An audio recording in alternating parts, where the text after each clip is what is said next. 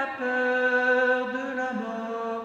Il n'a pas dit que tu coulerais, il n'a pas dit que tu sombrerais. Il a dit, allons de l'autre bord, allons de l'autre bord. Si ton cœur est en peine, si ton corps est souffrant, crois en Jésus, il te donne sa paix. Crois en Jésus, il te donne sa paix. Il n'a pas dit que tu coulerais, il n'a pas dit que tu sombrerais, il a dit, allons de l'autre bord, allons de l'autre bord. Si un jour sur ta route tu rencontres le mal, ne sois pas dans le doute. Dieu aime ses enfants. Il n'a pas dit que tu coulerais, il n'a pas dit que tu sombrerais. Il a dit, allons de l'autre bord, allons de l'autre bord. Amen. Eh bien, aujourd'hui, je suis venue faire des fleurs dans l'église, malgré le confinement.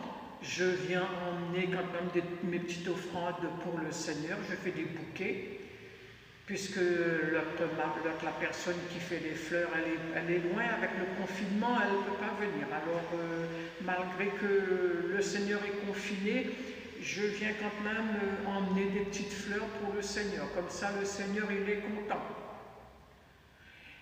Et puis, je viens vous reparler un petit peu d'Annette, la dame que j'ai restée plus d'1 an chez elle, la tireuse de cartes.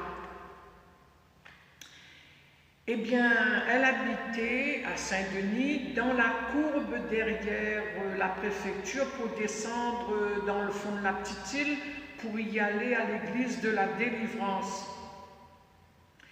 Eh bien, dans cette courbe, il y avait une petite grotte. Dans cette grotte, il y avait Jésus et Marie. Les gens venaient prier là la journée et puis déposer des paquets de bougies.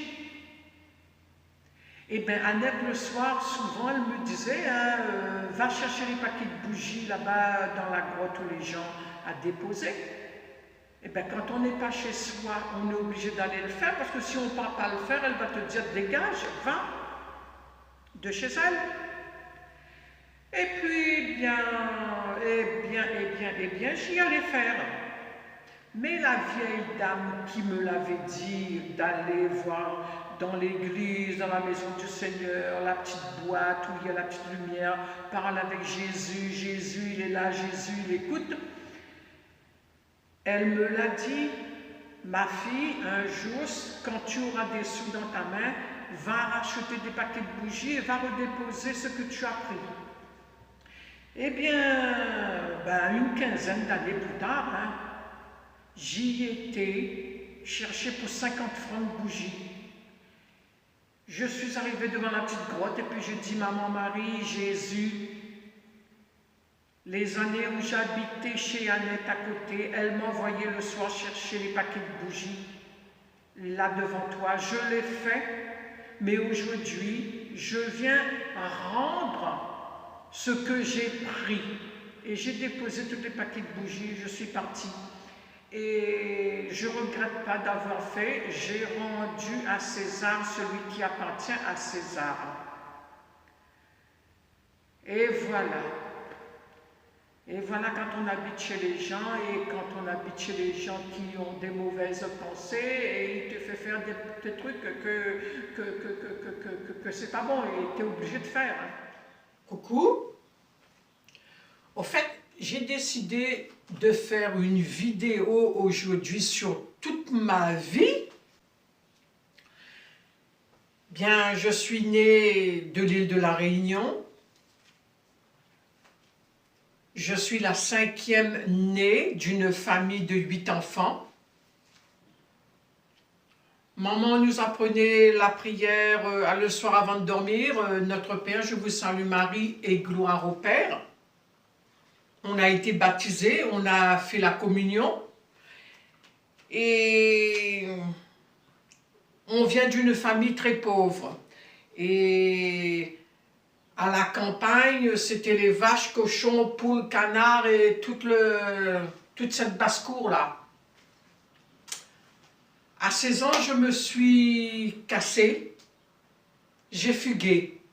J'y étais dans une grande ville à Saint-Denis, île de la Réunion, pour chercher du travail. Mais j'ai vite tombé dans des bras des copains et des copines qui m'ont emmené vers le chemin du malin. Je les ai suivis. Alors, j'y étais chez les tireurs de cartes, les lignes de la main. Un jour, j'ai rencontré quelqu'un qui m'a emmené chez ses parents. Et ses parents me disent, si tu veux avoir de la chance, je vais t'emmener quelque part, il faut acheter une poule noire, banane et coco. Et moi je dis, à 16-17 ans, on est naïf, on est jeune et on vient de la campagne, on est, je dirais, couillon un peu hein, dans la vie, on ne connaît pas tout ça. Et puis, ben, j'y étais, moi je dis, moi je veux gagner de la chance, moi, j'y étais. Et puis, quelques mois plus tard, on m'a emmené dans une cérémonie de hindoue où j'ai mangé leur manger qu'ils faisaient pour leur mort, je sais pas quoi. Et il fallait l'année ensuite rendre ce qu'on avait mangé cette année. Alors, je me suis cassée, moi. Eh bien, la cata, ma vie a été catastrophique. Cata. Ma grand-mère, du côté de ma mère, avait fait des enfants des pères différents. Eh bien, ça s'est tombé sur moi. J'ai eu 5 enfants, 4 pères différents. 4 pères différents. Et puis, j'ai tourné ma bosse comme j'ai pu. Et j'étais loin du Seigneur, hein, parce que j'étais parti sur le chemin mauvais, sur le chemin du malin. Oh, j'allais à l'église. J'allais à l'église peut-être une fois par an ou 2 fois par an. Mais quand j'allais à l'église, j'allais prendre l'hostie, la communion, sans être confessé.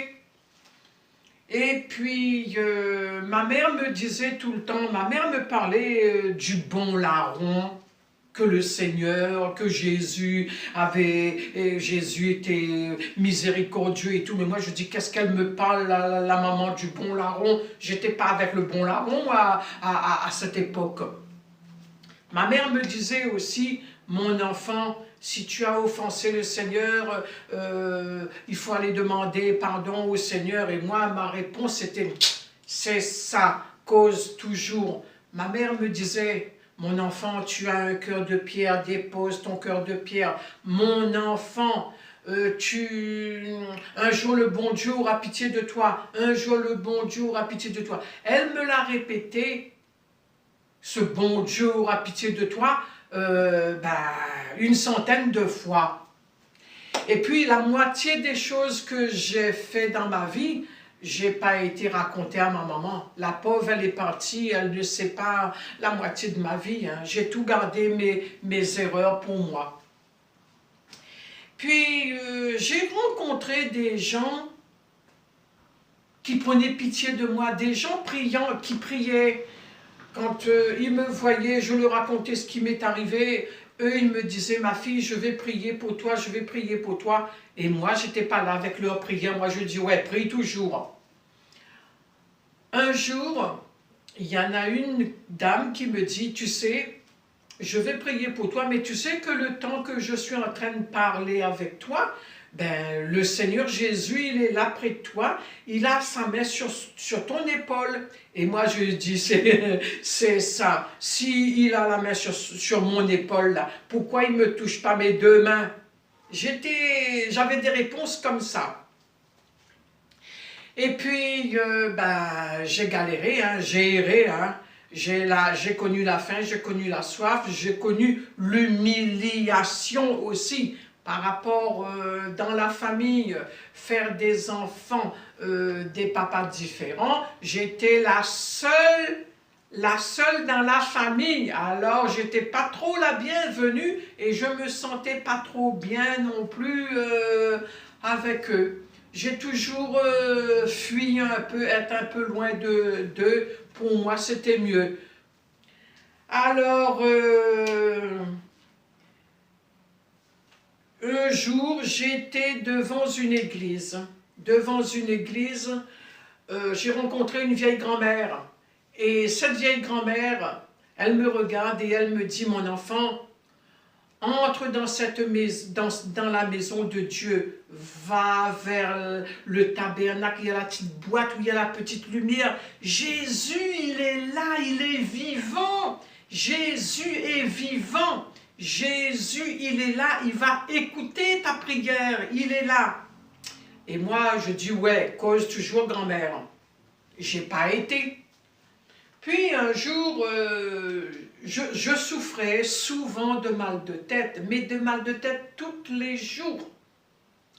Un jour, il y en avait une séance de prière de guérison à l'église de Chaudron, à l'île de la Réunion.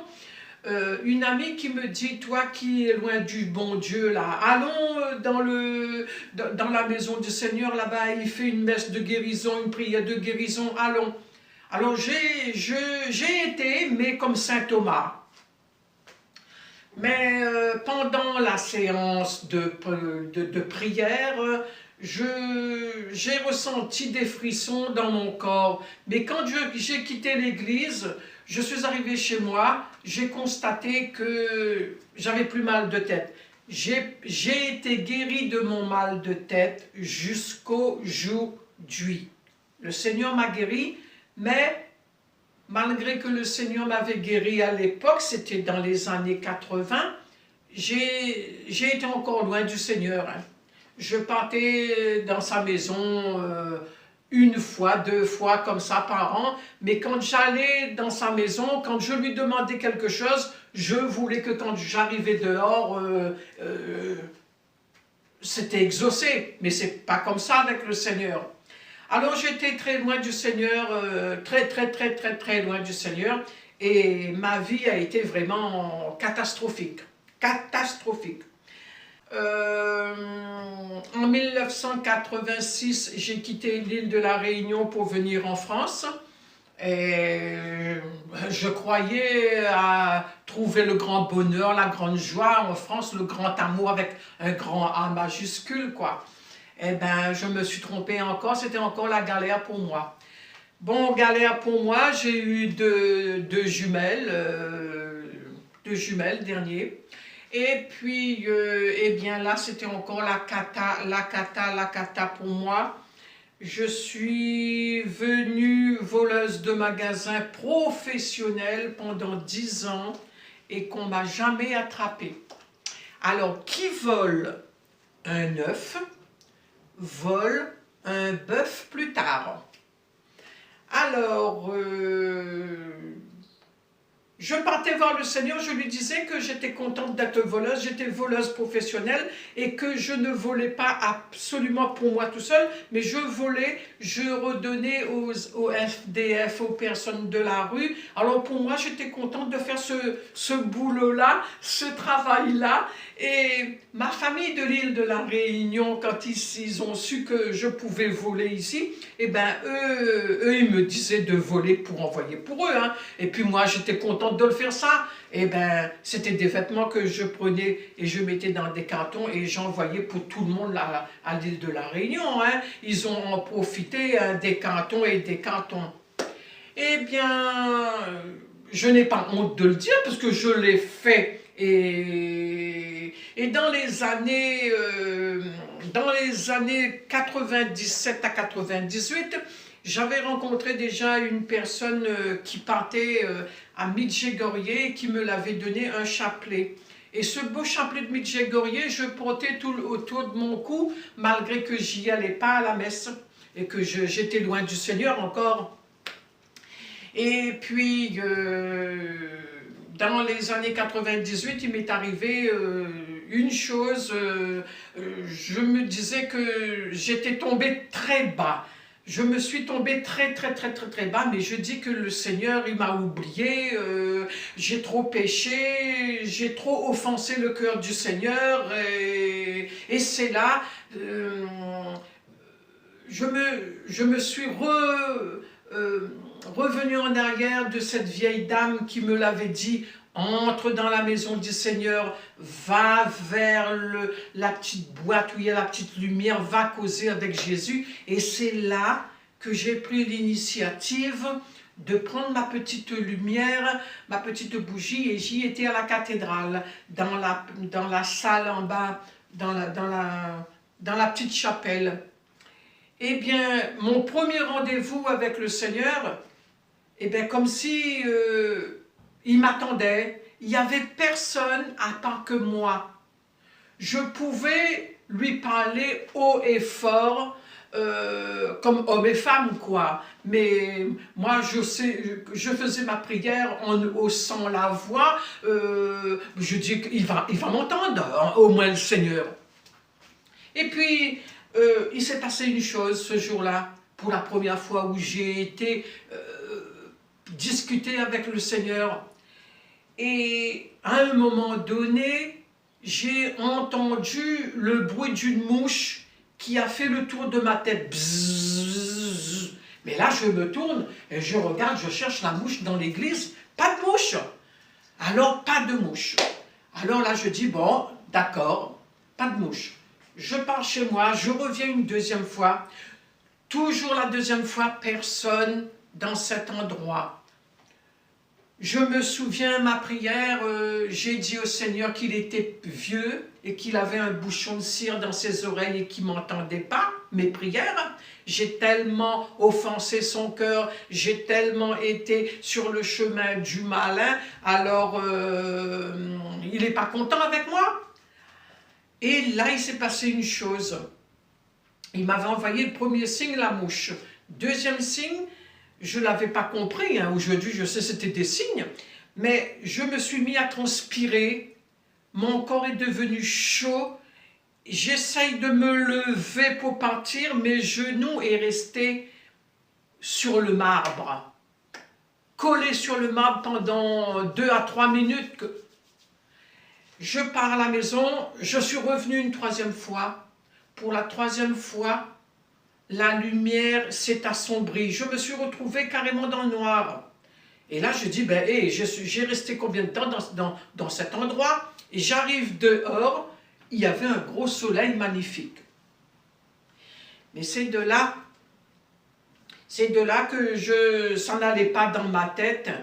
Je suis parti un après-midi devant la croix de Jésus et je lui ai dit, Jésus, c'est trop dur la vie pour moi, toute la galère que j'ai connue dans ma vie, eh bien je veux mourir, ce soir viens me chercher. Et puis je suis arrivé à la maison, le soir j'ai mis les enfants à dormir, j'ai fermé toutes les portes et j'ai pris le chapelet que je portais autour de mon cou, j'ai déposé par terre, je me suis allongé dans mon fauteuil, je dis je vais mourir dans mon fauteuil là. Et puis j'ai ressenti une présence devant moi et j'ai ouvert le gaz ouvert. Hein.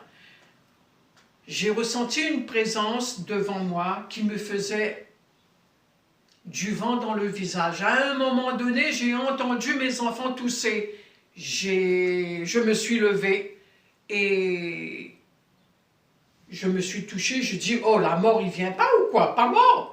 Et c'est là que j'ai été fermer le gaz, j'ai ouvert la fenêtre. Mais le lendemain matin, à peine réveillé, j'ai déposé les enfants à l'école et j'ai couru à la cathédrale.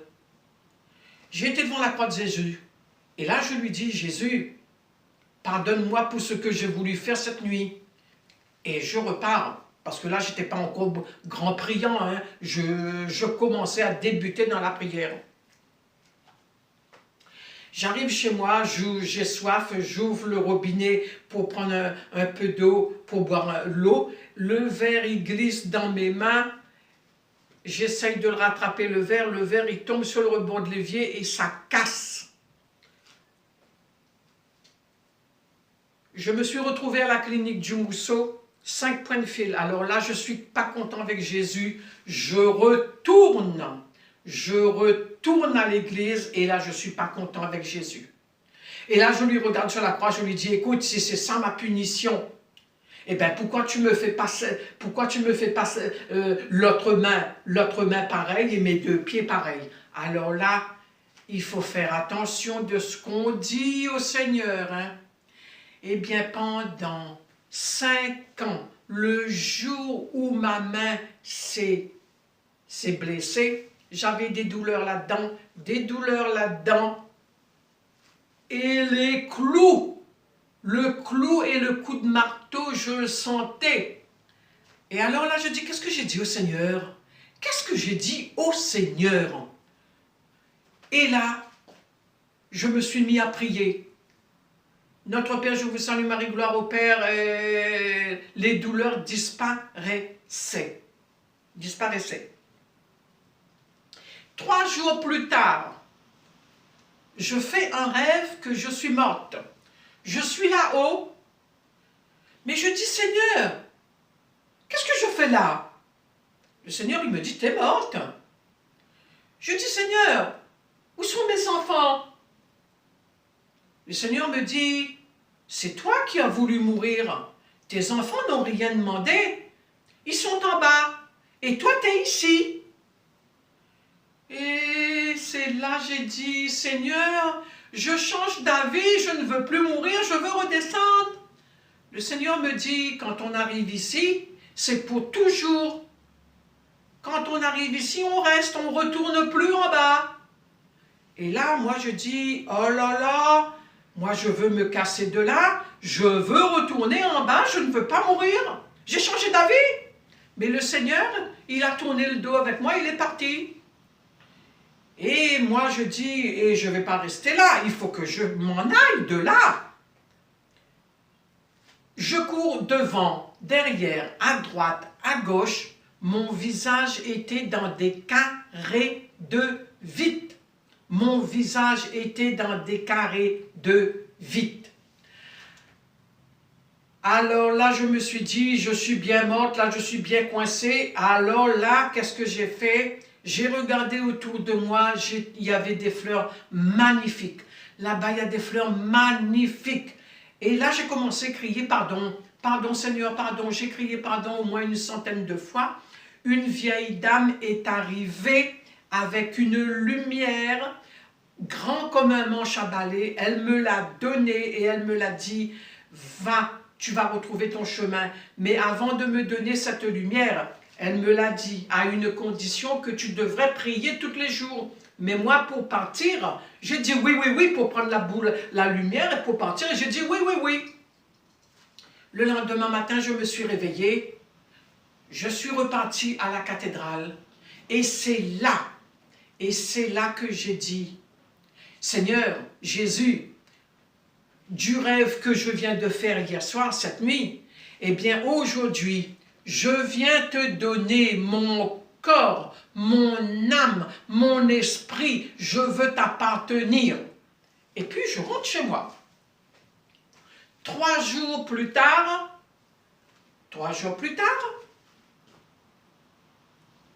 dans la nuit, mon corps, j'ai ressenti un gros frisson des orteils jusqu'à mes brins de cheveux. Mon corps flottait de mon matelas comme ça, mais avec le gros frisson. Je veux me réveiller, mais comme si une main qui me penchait la tête sur l'oreiller, qui me dit « dors ». Impossible de me réveiller. Et puis tout à coup, je dormais sur le côté gauche, j'ai ressenti un autre corps entrer dans le mien Et là, j'ai dormi. Mais le lendemain matin, à peine réveillé, j'ai dit, et cette nuit, il y a un corps qui est entré dans le mien. J'ai couru dans la salle de bain. J'ai été regarder ma face dans le miroir. Et c'est là que je me suis trouvée plus jolie. J'étais belle. Et là, je regarde mes yeux brillaient. Et là, tout compte fait réfléchi, je dis, il faudrait aller voir un curé, lui raconter ça. Mais je me suis retenue, je dis, comment aller voir un curé, lui raconter ce qui est arrivé cette nuit. J'ai eu un gros frisson dans mon corps et un autre corps qui est entré dans le mien, il va dire, oh là là, cette folle, cette tarée là, non, j'ai pas été. J'ai gardé tout ça pour moi. Mais j'ai constaté que ma mère me disait tout le temps que j'avais un cœur de pierre, j'avais des mauvaises paroles, j'avais mauvais caractère, j'avais tout. Depuis, mon mauvais caractère était parti. Je suis devenue doux comme un agneau. Et c'est là que je dis, il faut que je reparte demander au Seigneur quelque chose. Je suis partie dans l'église, dans la cathédrale, avec mon petit caddie que j'allais voler à Carrefour avec. Je suis venue devant la croix de Jésus et puis je lui ai dit, me voici Jésus, tout ce que j'ai fait à tes yeux a été mal, je regrette, je suis pécheur. Alors Seigneur Jésus, je viens te demander une chose, vois ma misère, peux-tu me faire trouver un travail pour subvenir aux besoins de mes enfants?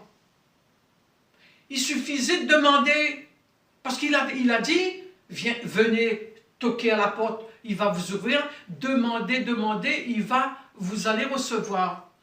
3 mois plus tard, j'ai eu un CES dans une école. Jésus, le Seigneur, a mis des gens gentils sur ma route. Demande à travailler à temps complet. J'ai demandé à temps complet, j'ai obtenu. On me l'a changé d'établissement. J'y étais, les gens gentils, le Seigneur m'a remis encore des gens gentils sur ma route. Passe le concours. J'ai passé le concours. 2 ans plus tard, j'ai été fonctionnaire. Mais là, j'étais contente parce que j'avais une paye, j'avais un travail. Et un jour, j'y étais, dans la petite chapelle, devant le tabernacle, pour discuter avec Jésus.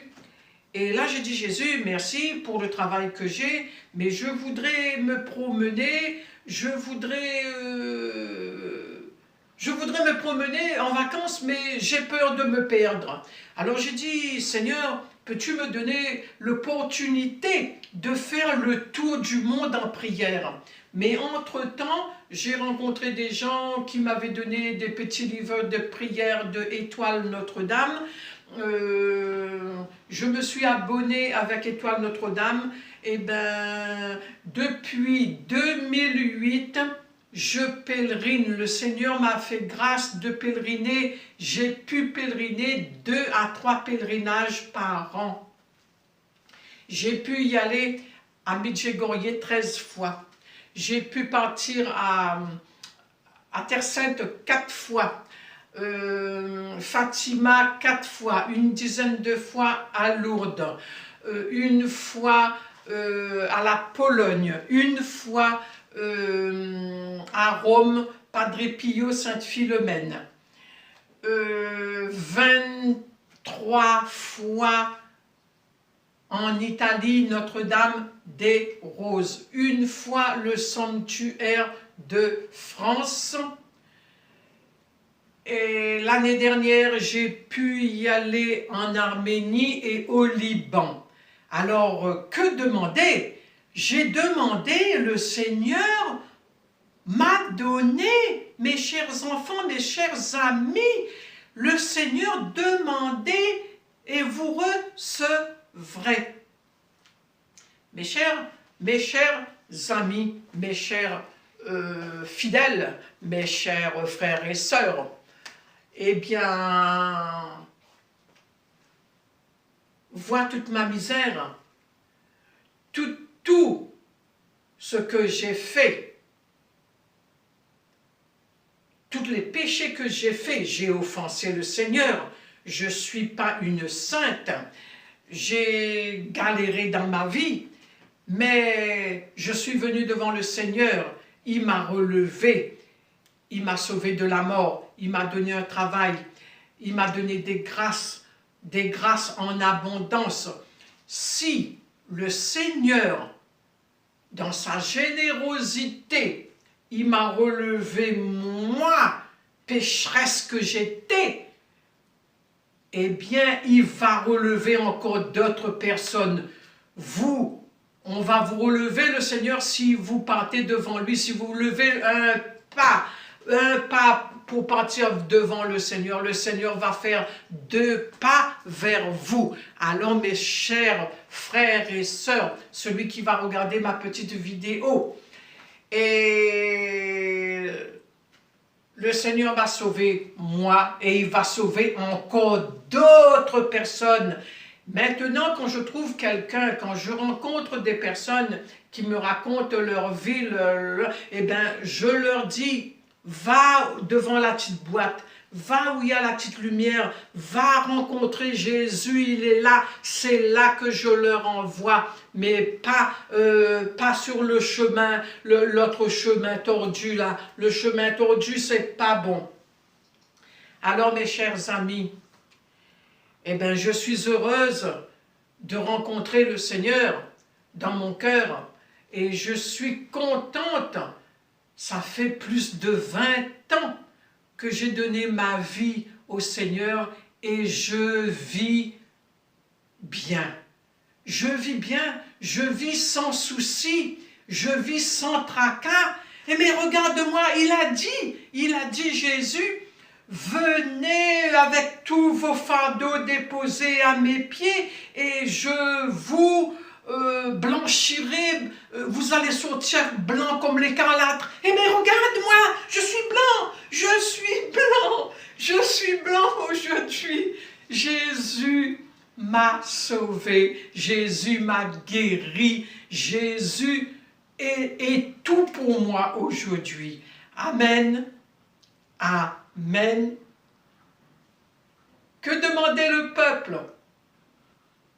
Alléluia, alléluia, alléluia, alléluia,